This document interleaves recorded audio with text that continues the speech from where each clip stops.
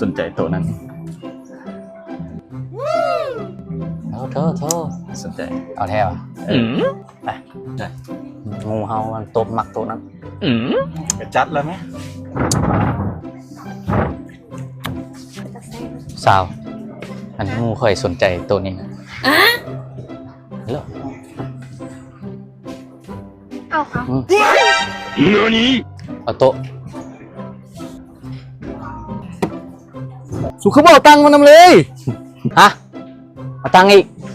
ยากกูอีกละอันเพิ่นสนใจตั้งอีกจะเอาตั้งอีกเด้อเฮ้ยว่ะเอามื้อนี้เฮาก็สิได้นั่งนี่ว่ะมันยังได้3 โต๊ะละได้ยากเนาะเฉียวกับเฉียวโง่